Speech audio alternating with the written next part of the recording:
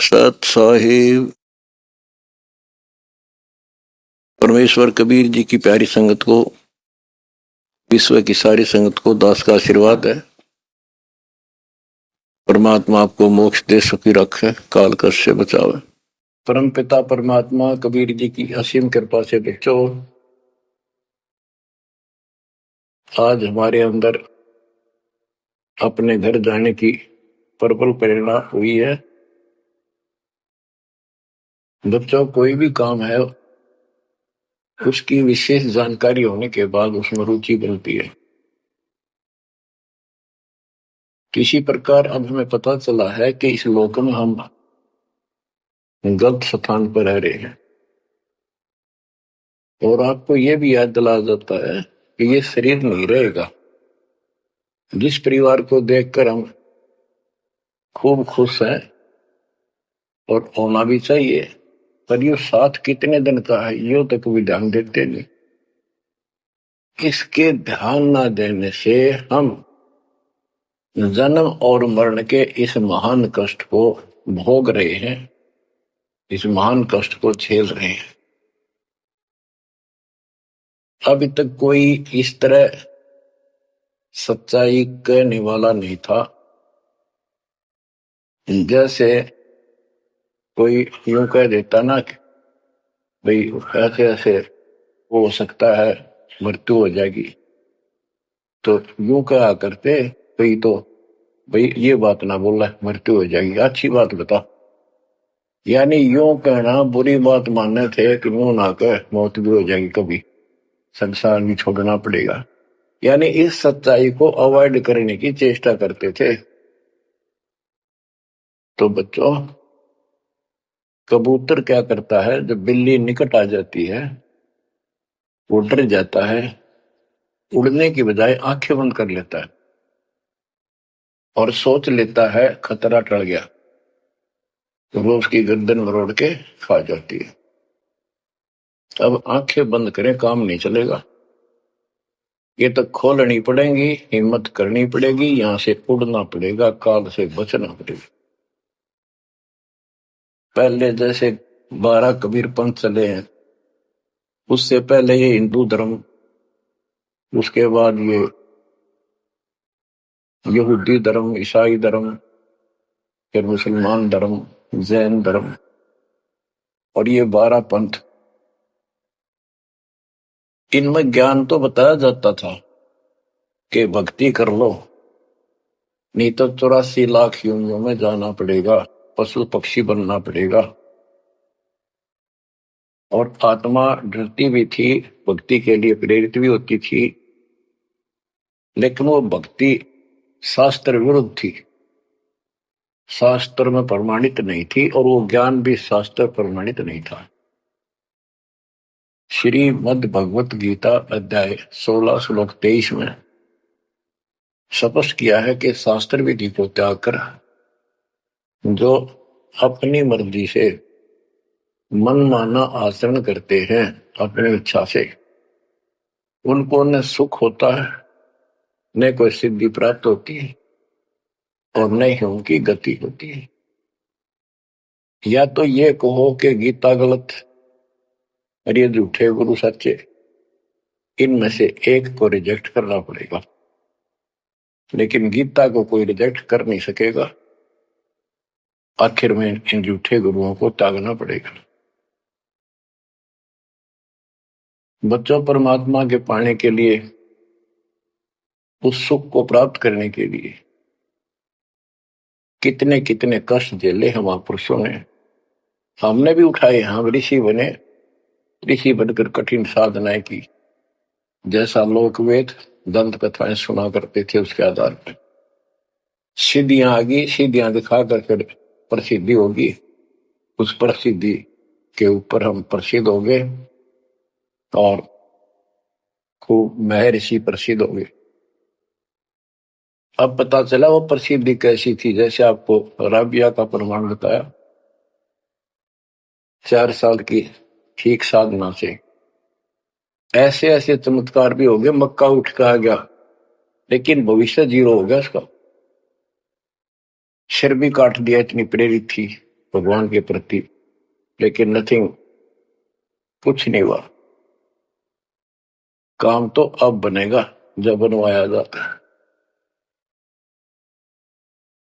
गरीब ये जीवन सफल है, जब लग राम रटंत, देखो री को जाने दे, भरम पड़े हैं पंथ। इस मनुष्य जीवन की सफलता उसी की है जो परमात्मा का भजन करते हैं, अन्यथा इसका कोई यूज नहीं। पशु पक्षी का भी ऐसा ही जीवन है, ऐसे ही कर्म वो करते हैं, खाना पीना, टट्टी जाना, बच्चे उत्पन्न करना, बच्चों के लिए फिर सारा दिन भटक के उनका पोषण करना, फिर मर जाना। ये कोई जीवन है? इस ज्ञान से आपके अंदर जो गलत प्रेरणा भरी हुई है, वो काल द्वारा भरी गई है, बहुत प्रबल है, वो सामान्य नहीं है। अब जैसे किसी को बुखार हो जाता है तो उसके बस की बात नहीं वो नॉर्मल हो जा, तो उसके लिए औषधि की आवश्यकता पड़ती है, और जब नॉर्मल हो जाएगा फिर सारे काम ठीक करेगा। इसी प्रकार ये आपके बस की बात नहीं है जो आप जिस व्यवस्था में लग रहे हो। ये इस ज्ञान से, इस भक्ति से आपका ये अज्ञान हटेगा, ये जिससे प्रभावित हो बुखार हटेगा, फिर आपकी लगन अजब से बनेगी, अलग से बनेगी। अगर ये भाव नहीं बना तो क्या ये जीवन अच्छा है जो आप जी रहे हो? कोटि जन्म तन भर में तोगे कुछ नहीं हाथ लगा रही, कुकर कुत्ता, सुकर सुअर, खर गधा, कौवा, बुगला, बता इन प्राणियों के शरीरों में असंख्यों बार कष्ट उठा लिया अपने को, असंख्यों बार, एक बार नहीं। तो क्या इस प्रोसीजर को जारी रखोगे? मेरी आत्मा तो मान नहीं रही कि आप इसको स्वीकार कर दोगे। और अब भी आपकी आंखें नहीं खुलेंगी और आपकी प्रेरणा नहीं बनेगी, तो फिर इंसान नहीं, पत्थर हो तुम, पत्थर। कोटि वर्ष करे संगत संतों की, पत्थर का जल में क्या बीजे, चंदन बन में रंग ला दे, एक बांस बिटन भी ना सींचे। पत्थर को जल में डाल दे, कितने गहरे जल में डाल दे, कितने दिन डाले रखे, उसका कोई असर जल का नहीं होता। नहीं, जल से तो नरम होता है पदार्थ, बाहर निकालते उसको घिसा दे दूसरे पत्थर से, जो का तो चिंगारी निकलेंगी। तो पत्थर जैसे प्राणियों को किसी चीज का असर नहीं होता। ये अमृतवाणी उन पुण्यात्माओं को झंझोड़ के रख देंगी जिनकी आंखें काल में अज्ञान से बंद कर रखी हैं। उस परम पिता के घर जाने के लिए, सुख को प्राप्त करने के लिए, गरीबदास जी बताते हैं कि मंसूर मैसूर क्यों हो गया, शरीर फांसी प्रवेश, और जाके ऊपर एती नौबत बीती। कैसा है वो देश?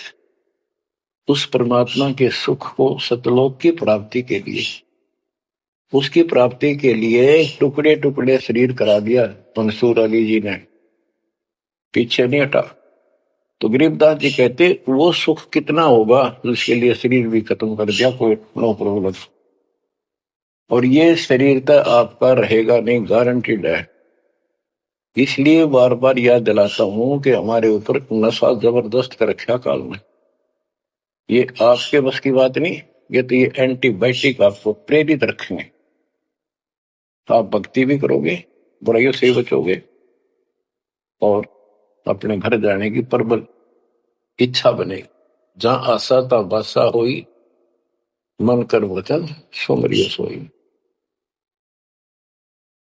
गिरिव नरसिंह रूप सतगुरु धरा, प्रहलाद भगत के काज, हिरणाकुश को ले गया, ज्यों तीतर को बाज। परमात्मा कबीर जी ने ही नरसिंह रूप धारण किया। ये सारा श्रेय अभी तक श्री विष्णु जी उर्फ श्री कृष्ण जी को दिया जा रहा था। जो भी है परमात्मा चाहते हैं कि किसी तरह इनकी भक्ति में आस्था बनी रहे। ये किसी को मानकर भक्ति कर रहे करते रहो, उससे मिलना कुछ नहीं, पर पिछले संस्कार से मालिक उनकी मदद स्वयं करते हैं। गिरिनामा का देवल फेरा मुई जवाई गाय, पीड़ा मिट्टी संत की छान छवाई आए। कबीर साहब कहते हैं, दो दिन मेरी शरण है, ताका हूं मैं दास, दास में नौकर गुलाम, और गेल गेल ला गया तो जब तक धरती आकाश। अब नामदेव जी पिछले संस्कारी थे। परमात्मा कबीर जी कहीं भी आश्रम बना के कुछ समय के लिए रह जाते हैं, एक गुरु की भूमिका करते हैं। अपने बच्चों को वहां आसपास के क्षेत्र के बच्चों को ज्ञान सुनाते हैं। कोयल के बच्चे उस ज्ञान को सुनकर, आवाज को सुनकर परमात्मा की तरफ खिंचे आते हैं, कौवे वाले रह जाते हैं। तो उसमें रंका और बंका दोनों पति पत्नी थे। एक उनकी बेटी थी वंका।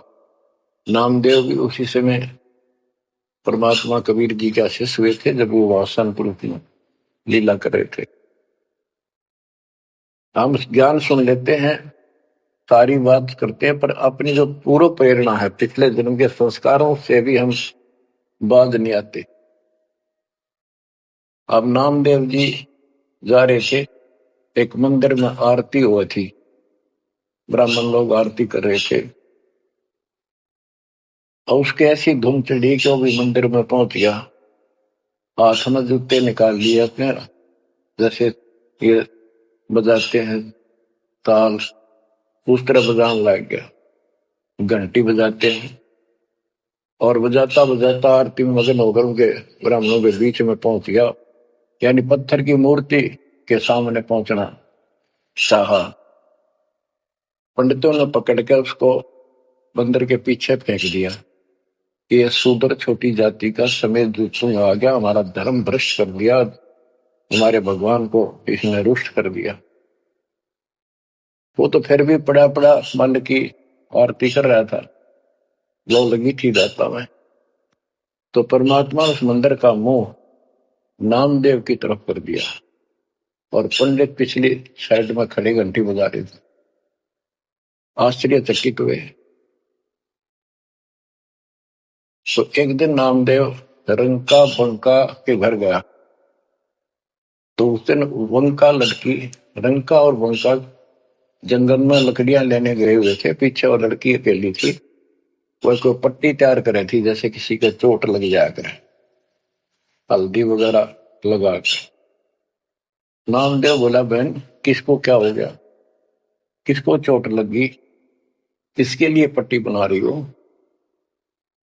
वंका बोली, रे नामदेव तो गुरु जी ने ज्यादा दुखी ना करा कर, तो भाई मर्यादा में नहीं रहता। वहां के जरूरत थी तेरे को जाने जिस मंदिर में, अपना मंदिर में जाना भगवान ने अलाउड थोड़ा कर रखा है, मानता नहीं तो तेरे लिए, तेरी इज्जत रखने के लिए गुरु जी तेरे मंदिर फेर गए थे, हाथा चोट लगी भाई, उनका पट्टी बांधे।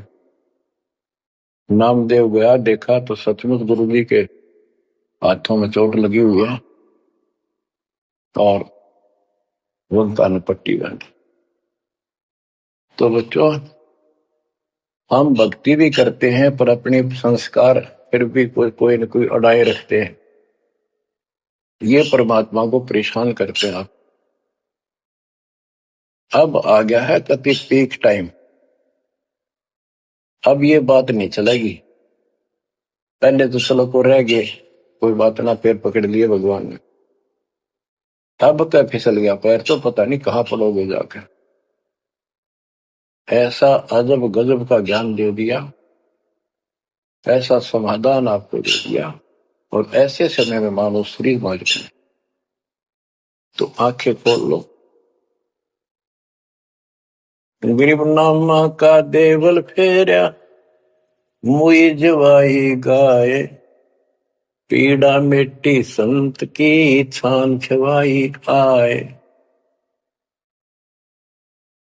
अब जिसमें नामदेव जी ने मंदिर घुमा दिया, घुमाया तो मालिक ने था, लेकिन मालिक अपने नाम नहीं लेते। करा करावे साइया मन में लहर उठा, दादू सदर जीव के आ बगल हो गया। उनकी महिमा ज्यादा होगी, मुसलमान धर्म के लोगों को दिक्कत हुई। उन्होंने राजा को कहा कि ऐसे ऐसे काफिर है, वो दुनिया को गुमराह करता है कि मुर्दे जिंदे कर देता है, मंदिर घुमा दिया, ऐसे कर दिया। राजा ने पकड़ के बुलाया और कहा ये गाय काट दी वहां पर, इसको जिंदा कर। जब जाने तो संत है, नहीं तो आज तेरी गर्दन यही काट दूंगा। कबीर साहब कहते हैं हम फिर वहां गए अपने बच्चे के लिए और उस गाय को जीवित किया। जैसे पुराने समय में सब छान झोपड़ी डाला करते थे, हट घास ग्रास की, और वो साल भर में कंडम हो जाती थी, तो बारिश आने से पहले उनको फिर से या तो नहीं डालते थे या कुछ रिपेयर किया करते थे। नामदेव की माता जी ने कहा बेटा अपनी छान ठीक कर ले झोपड़ी, बारिश आने वाली है, मौसम निकट है। वो कहने लगा ठीक है माता जी, जाता हूं मैं जंगल से सरकंडे काट के लाता हूं, घास फूस। रास्ते में सत्संग हो रहा था, सत्संग सुनकर फिर वहां सेवा में लग गया। शाम होगी वापस आ गया। उसकी माँ बोली बेटा ले निकल घास फूस। माँ ऐसे ऐसे सत्संग में चला गया, ध्यान नहीं रहा। अगले दिन फिर ऐसे ही। उसकी माँ बोली भाई देख ले तो बारिश हो जाएगी, कुछ दिन सारे कपड़े भीजेंगे, अपने भीगेंगे, बहुत नुकसान हो जाएगा। अगले दिन भी ऐसे हुआ। तीसरे दिन उसने सोचा आधा सत्संग सुन लो और फिर जाऊंगा। आधा सत्संग सुनकर चल पड़ा। सत्संग तो फिर पूरा सुनना पड़ा उसने, फिर सेवा सेवा ना करी, अपना काम के लिए चल पड़ा। जल्दी जल्दी घास फूस काटने लगा, पैर में कुहाड़ी लगी, दांती लगी और ज्यादा चोट लगी। पैर के पट्टी बांधी, अपना कपड़ा वही ले रखा तो पाड़ के चद्दर। और उसी दिन परमात्मा ने नामदेव का रूप बनाया और खूब ये सरकंडे सिर पर धर के लाए, आके छान बना दी और डाल दी। नामदेव शाम को लंगड़ाता लंगड़ाता पहुंचा। माँ बोली के लग गया बेटा? मैंने बताया माँ ऐसे ऐसे आज भी ना लड़ पाया मैं तो। माँ उस झोपड़ी से आगे पहुंच गई, बेटे को तकलीफ सी देख के क्या लग गया बेटे का। माँ माफ करिए आज भी नहीं सामान जान पाया मैं तो, वो ऐसे ऐसे बन गई मेरे साथ। कोशिश करूँ था जल्दी जल्दी काटूं, माँ दुख पाओगी। मेरे तो पैर में कुहाड़ी लगी है, दांती लगी, चोट लगी और चला भी नहीं जाता। माँ ठीक होती बनाऊंगा झोपड़ी। उसकी माँ उसके मुंह की तरफ देखे और कहा बेटा क्या बोल रहा है तू अभी तो आया था झोपड़ी खुद बना के गया, बेटा क्या कह रहे हो, ये चोट कब लगी तेरे? नामदेव निकट आया, देखा ताकि झोपड़ी बना रखी है गजब के सरकंडे लाके। ऐसे तो आसपास की तो थे भी कोनी ऐसा घास फूस। नामदेव खूब रोया बैठे। माँ भगवान थे, परमात्मा थे वो तो बच्चों जो दिन मेरी शरण है ताका हूं मैं दास, गेल गेल लग गया जब तक धरती आकाश। ये किसी जन्म में भक्ति खूब करी थी जैसे इस युग में, और इस युग के फिसले हुए भक्ति गजब की रहती है, क्योंकि यह साधना शास्त्र है। मोक्ष ना होता तब तक परमात्मा इनके साथ ठहरे, इनसे चमत्कार भी होते रहते, नाम भी हो जाता, पर काम तो ना बना, मोक्ष तो ना हो। तो ये जो ज्ञान आपको सुना जा रहा है, ये हर पहलू पर आपको सतर्क किया जा रहा है बच्चों। या तो इस भक्ति ने छोड़ दो, रिया कति दृढ़ हो जाओ, कमर कस लो, अब के पीछा छुटवाना है। ये लल्लो पत्तो बहुत होली, केवल हम सुख मांगते हैं, धन मांगते हैं, बेटा ना तो बेटा मांगते हैं और धन संपत्ति मांगते हैं। ये तो बिना मांगे दे देगा, से दिल डट गया आपका, दृढ़ रहे तो कोई भी काम है दृढ़ता के साथ होता है। कबीर साहब कहते हैं, कबीर धीरे धीरे रे मना, धीरे सब कुछ हो, माली सींचे सो बड़ा, फिर तो है फलो। आज पौधा बोया है आम का, अगले दिन नहीं लगेंगे फल उसके, महीने 20 दिन भी नहीं लगेंगे, वर्षों उसकी सेवा करनी पड़ेगी। एक बार पेड़ बन जाने दो, फिर देखना आपको छाया भी और फल भी इतने देगा, आप भी खाइयो, रिश्तेदारों को खिलाइयो। इसी प्रकार इस भक्ति रूपी पौधे को पेड़ बना लो। दास देख रहा है, दास ने शुरुआत जब की थी, उनकी क्या स्थिति थी मेरे भक्तों की, वो डटे रहे, टिके रहे, आज हर तरह से उबारा है, संसार से न्यारा है और मोक्ष मिलेगा, जो जन्म मरण का कोड कटेगा। गरीब कबीर के 100 बंजारा हुआ, आप भक्ति के हेत कंकर वोई जान के, धन्ना भगत के खेत।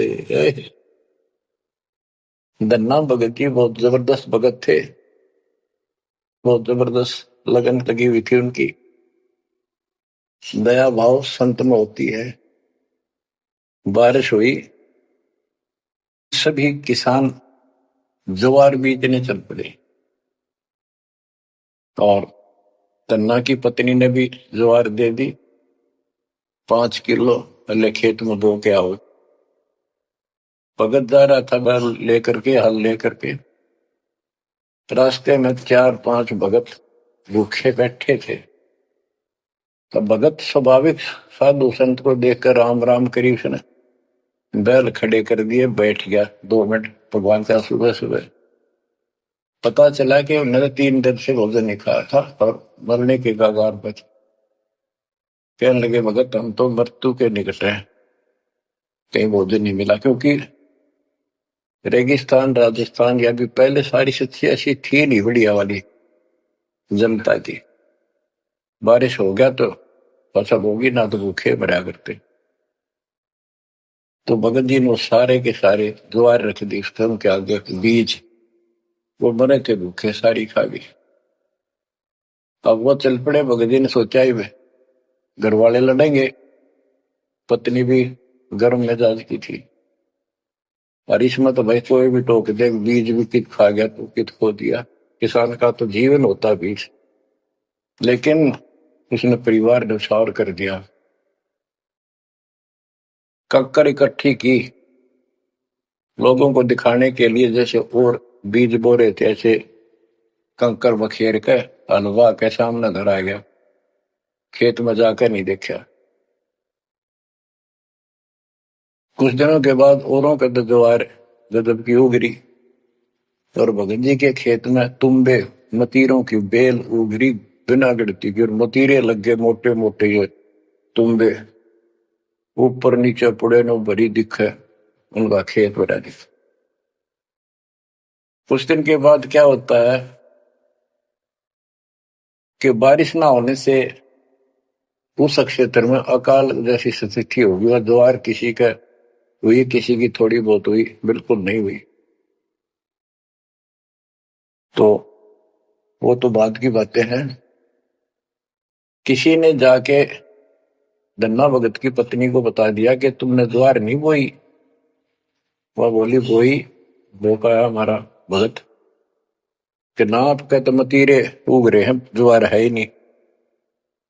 उसका दुख हुआ, ज्वार भी कित खा गया यो। तो वह गई, देखा सचमुच वहां तो मोटे मोटे मतीरे भरे पड़े, एक मतीरा यानी एक तुम्बा लेकर चल पड़ी। धन्ना भगत को पता था कि बात आज बिगड़ चुकी है।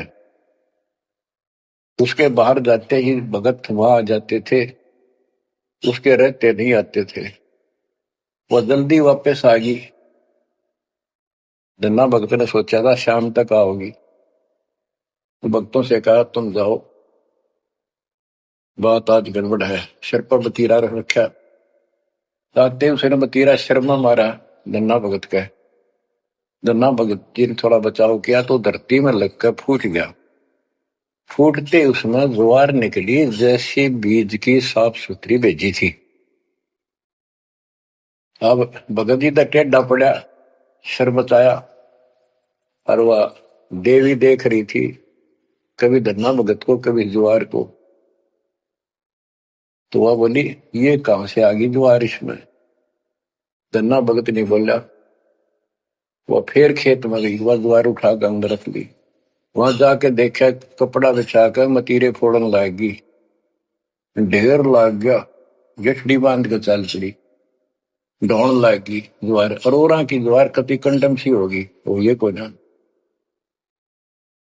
खड़ी तो रही, पर उसमें बीज नहीं बना, सूखी सूखी सी खड़ी। अब वह 5-6 गठड़ी ले आई भर भर का। भगत बोला जितनी अपनी होनी चाहिए थी ना तेरे खेत में उतनी रखना, ज्यादा ना लेना भगतमती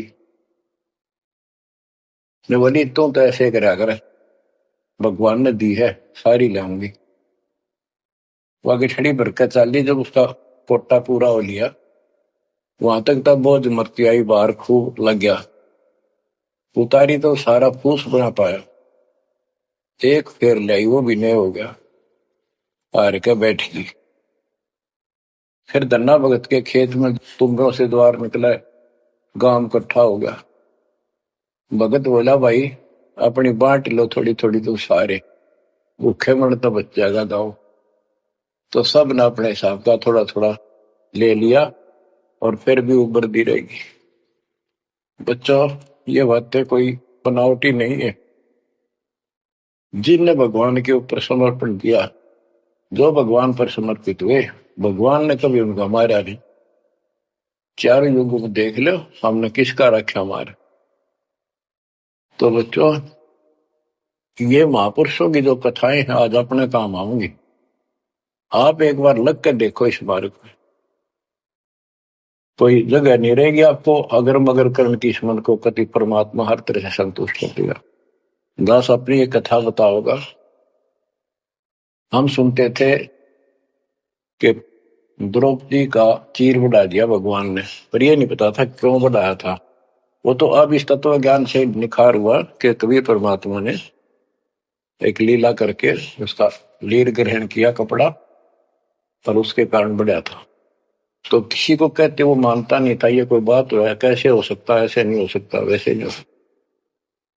हम भी मानते थे कि चल ना होगा, पर भगवान तो है और बहुत काम कर रखे हैं। और मन मानता था भगवान कुछ भी कर सकता है, क्योंकि आस्था जब भी बनती है जब ये भावना बढ़ जाएगी परमात्मा जो चाहे सो कर सके। इम्पॉसिबल वर्ड नहीं है उसकी डिक्शनरी। आपको बताता हूं, नाम ले लिया, 2-3 साल हुए थे बस। 1988 में नाम लिया, 1989 की बात है।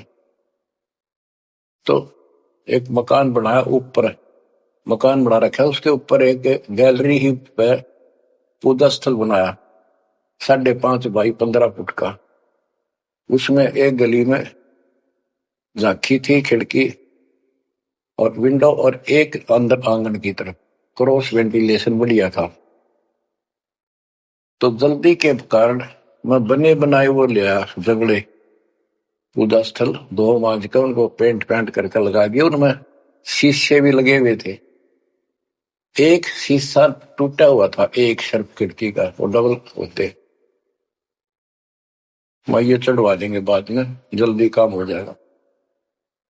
वहां मैंने ये भक्ति बोध छपुआ कर रखी कि गुरुजी आएंगे उनको सौंप दूंगा, वो आगे भक्तों को देते रहेंगे जब कोई दीक्षा लेगा। ऐसे सेवादास करने लगा। क्या हुआ कि उस जो शीशा फूटा हुआ था उसमें का चूहे बढ़कर उनको काटने लगे।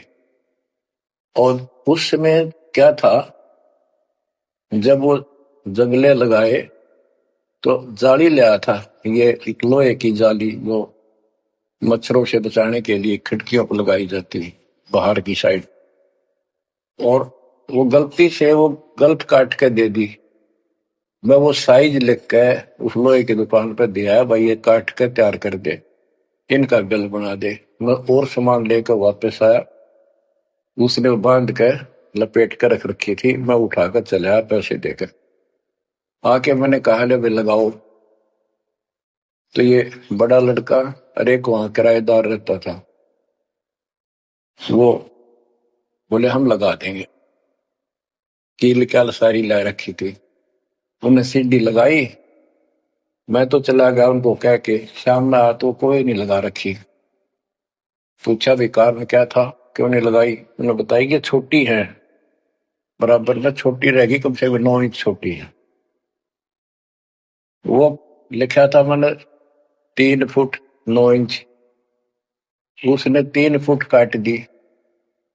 या नौकर ने देख कर किया, गलती लगी जैसे हुई। फिर मैंने सोचा भी छोड़ो भाई, अब किसके साथ मत्था मारे जाकर, वो कहेंगे तेरी गलती है, आपने यही साइज बताया था। मैं इस चक्कर में नहीं पड़ा करता। मैंने वो उठा के स्टोर में डलवा दी। एक सीजन बारिश का ऊपर का उतर गया, फिर वो नित्यनेम छपवाई पुस्तक, फिर उसमें चूहे बढ़ने लगे। कपड़ा बांधा, कपड़ा काट दिया। ये मन में था कि वो जाली तक पूरी है नहीं। फिर दिमाग में आई भाई ऐसे करो, इस एक खिड़की में दिक्कत है, इस जाली को ऊपर नीचे करके दोनों को एक में सेट कर दो। तो वही दोनों किराएदार, ये बड़ा लड़का, ये छोटा ही था, 14-15 साल का। तो मैं उनको कह के अपनी ड्यूटी पे चला गया। इनकी माता जी ने, नारों ने वो वहां से निकाल के जाली स्टोर से नीचे डाल दी, भाई लगा दियो। इन शाम सी न लाई किता। तो मैं ड्यूटी से आया शाम को 5 बजे, मेरे तो वही बात खटक रही थी। इन लगा दी होगी बच्चा ठीक से ना, मैं आप लगाऊंगा साथ लगकर।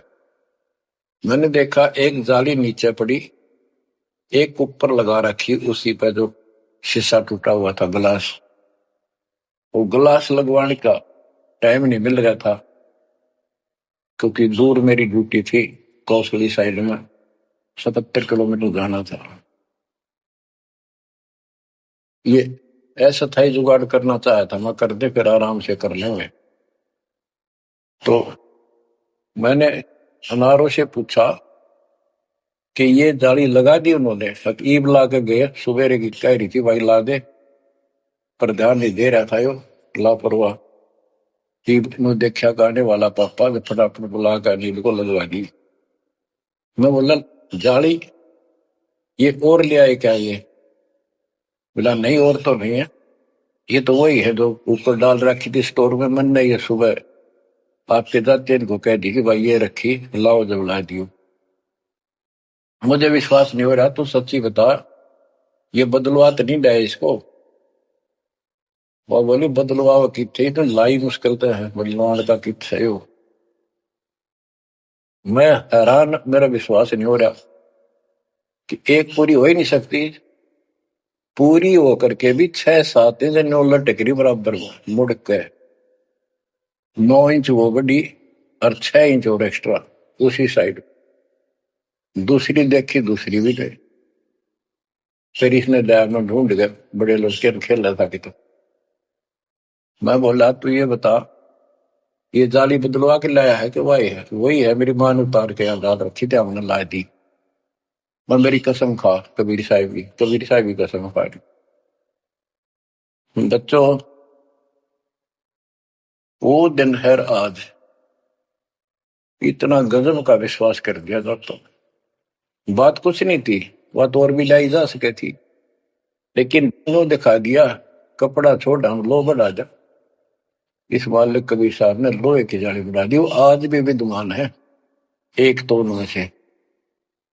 वो मकान बेच दिया था इसने, बिरंदर ने, मेरे यहाँ इस मार्ग पाने के बाद। जिसने लिया वो भगत, उस भगत ने वापस डोनेट कर दिया कि ऐसी अनमोल पूंजी को मैं सुरक्षित नहीं रख पाऊंगा, आपको वापस दे दी। आज वो फिर वही है, वह जाली लगी हुई है। हमने भी उसको सफाई अभी किया नहीं है, क्योंकि हमें थोड़ा सा फुर्सत ही होगी। यहाँ से निपटेंगे इस मिशन को पूरा करके, उसको फिर याद के रूप में रखेंगे। तो बच्चों, विश्वास रखो इस मालिक पर। कह कबीर सुनो भी साधो, मैं तो हूं विश्वास में। और गलत साधना करने से कुछ नहीं मिलेगा। क्या बताते हैं?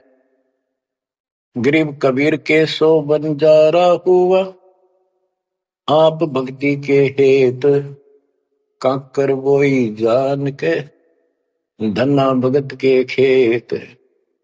वहां काकर से अन्न हुआ, कंकर से।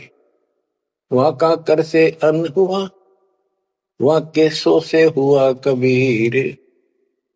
वार पार पावे नहीं गति कुछ गहर गंभीर। अब नकली गुरुओं के कारण ये सारा अध्यात्म ज्ञान नष्ट होया पड़ा था। उसके बारे में गरीबदास जी बताते हैं, गरीब विष्णु त्रिलोकी नाथ के परचे कोटि अनंत, भगत वत्सल भगवान है क्यों निंदत है संत। यानी भगवान में आस्था बनाए रहने के लिए परमात्मा ने इन पर विष्णु जी को निमित्त बनाकर लीलाएं की। कहते इनको विशेष वो ना समझो, ये भी अच्छी आत्मा है, तीन लोक के नाथ है। अब जैसे कोई मंत्री है, उसकी भी पावर होती है, उसको ये कहना तो कुछ नहीं है, प्रधानमंत्री सब कुछ है।